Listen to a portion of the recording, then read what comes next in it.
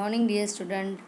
I am here again with you to continue the history chapter.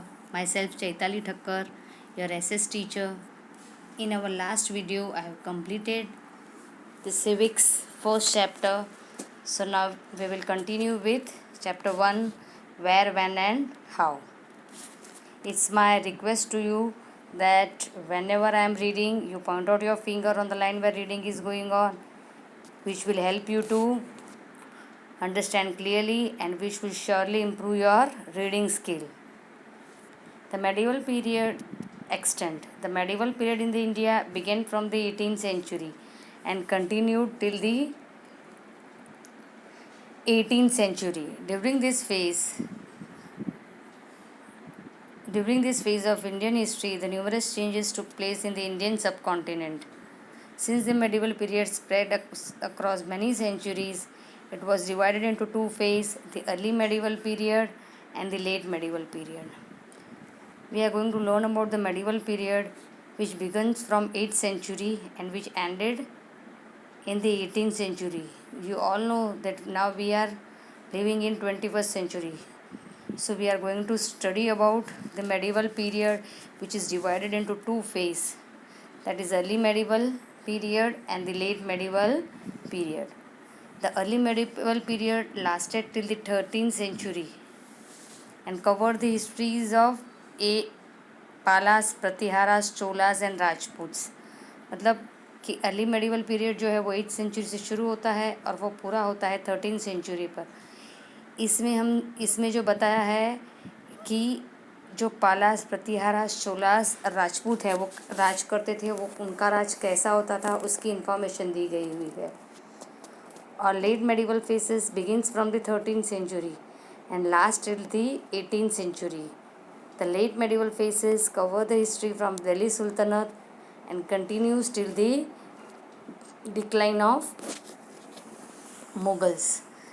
जब late medieval period शुरू होता है उसमें हमने देखा है कि दिल्ली सुल्तनत का राज था, और जब वो पूरा हो रहा है तब वो फेस है जब मुग़लों का राज पूरा होता था. वी ऑल नोज कि मुग़लों का राज कब पूरा होता है, जब ब्रिटिशर्स आते हैं. ब्रिटिशर्स जब उनसे लड़ते हैं, उनको हरा देते हैं, तो धीरे धीरे मुग़लों का राज पूरा होने लगा था, डिक्लाइन होने लगा था, कम होने लगा था.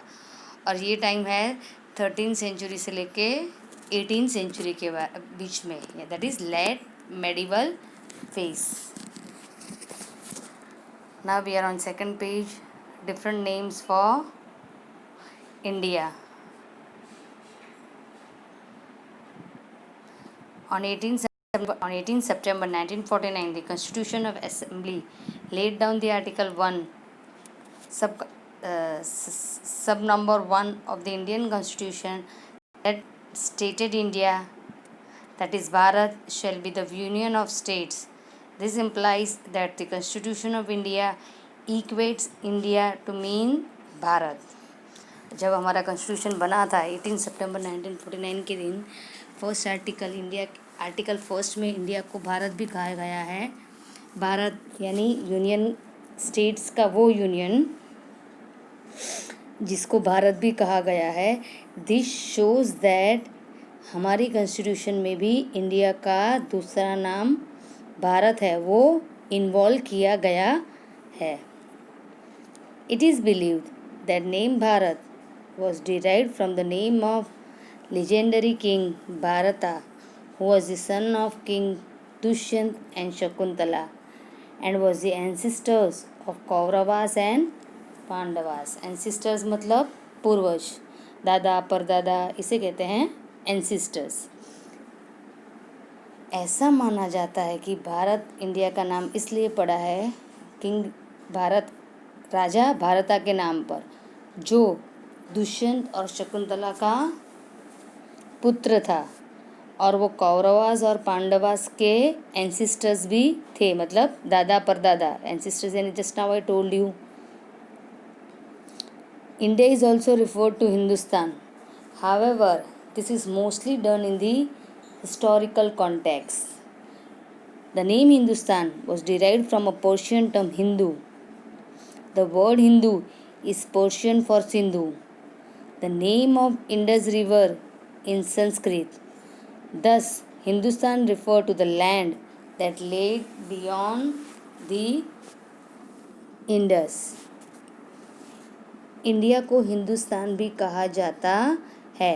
अभी हिंदुस्तान वर्ड जो है वो टर्म हिंदू में से आया है, और हिंदू टर्म जो है वो सिंधु टर्म से आया है। और सिंधु वर्ड का मतलब संस्कृत में होता है इंडस रिवर। इस तरह हिंदुस्तान का मतलब होता है वो ज़मीन जो इंडस रिवर के बियॉन्ड, उस तरफ से, इंडस रिवर के दूसरी ओर से जो लैंड शुरू होती है उसको कहा गया है हिंदुस्तान। ऐसे हिंदुस्तान नाम भी पड़ा है इंडिया का। Over the course of different period the meaning of name Hindustan has change drastically. Drastically यानी क्या? एक्सट्रीम, ज़्यादातर हिंदुस्तान जो वर्ड है, वो नेम है, वो भी चेंज होता आ रहा है, और उसमें जो इंक्लूडिंग स्टेट्स है या लैंड्स है वो भी इस टाइम पर चेंज होती आ रही थी। In the 13th century, the Persian historian Minhaj Siraj use the term Hindustan to describe the Punjab, Haryana and the lands between the Ganga and Yamuna. The use of the term Hindustan was more of reference to the extent of sultanate that changed with the change in the political boundaries. The Mughal who came to India during 14th century used the term Hindustan to refer to their territories in India.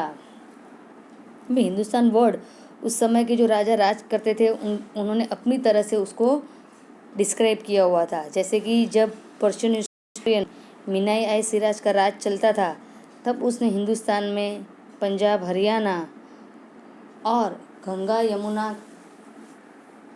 के बीच में जो ज़मीन थी उसको include किया था हिंदुस्तान में।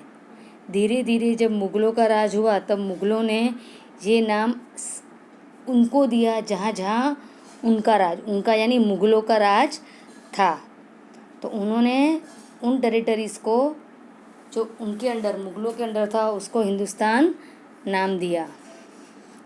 The name India has also been derived from Sindhu. When the Persian conquered the Indian subcontinent and Greece in the 5th century BCE, Sindhu became Hindus and slowly evolved to Indus to mark the land of Hindus. By the 17th century, Indus transitioned into India.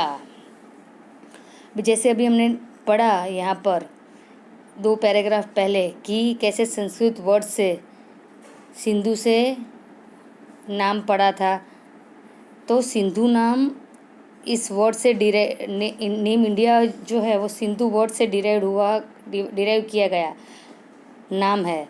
जब Persian ने India के सब continent पर कब्ज़ा कर दिया था 5th century में, तब हिंदूस बना। ये वर्ड जैसे कैसे चेंज होता गया, फिर वो हिंदूस बना, फिर धीरे धीरे वो इंडोस बना, और फाइनली इंडोस में से इट ट्रांसिशन मतलब वो ट्रांसफर्ड हुआ वो नेम इंडिया में। Different names came up in the different period of Indian history. However, one unique thing about the name that have been used to describe our country is the fact that they have all been derived from river Indus, which runs through Pakistan, Jammu and Kashmir in India and western part of Tibet. हमने अभी देखा कि कैसे अलग अलग नाम, कैसे नाम का फॉर्म चेंज होता रहा, पर एक सारे नामों में एक यूनिक बात ये है कि वो नाम जो है, हमारा कंट्री का जो नाम है वो डिराइव हुआ है रिवर इंडस से। अगर वो संस्कृत में है वो तो वो सिंधुज हुआ, पर्शियन में है, अभी जैसे हमने डिटेल में पढ़ा, ऐसे इंडस रिवर को लेके कभी पर्शियन में कभी संस्कृत में इंडिया का नाम पढ़ता रहा। ठीक है, और ये इंडस रिवर जो है, ये सारे नाम कैसे पड़े हैं? रिवर इंडस पे से। ये इंडस रिवर जो है वो बहती है पाकिस्तान से जम्मू कश्मीर, इंडिया में जम्मू कश्मीर से, और फिर वो लास्ट में बहती हुई जाती है western part of Tibet. In the previous class, you mostly studied about the about ancient history. In this class, we will focus on the history during the medieval period, which was between 700 CE to 1800 CE. CE यानी common era. हमने last class में मतलब 6 standard में ancient history के बारे में पढ़ा था डिटेल में. सो ये 7 स्टैंडर्ड जो है वो हम डिटेल में पूरा मेडिवल पीरियड के बारे में पढ़ने वाले हैं. ठीक है. जो मेडिवल पीरियड जो है शुरू होता है 700 CE से लेके 1800 CE तक.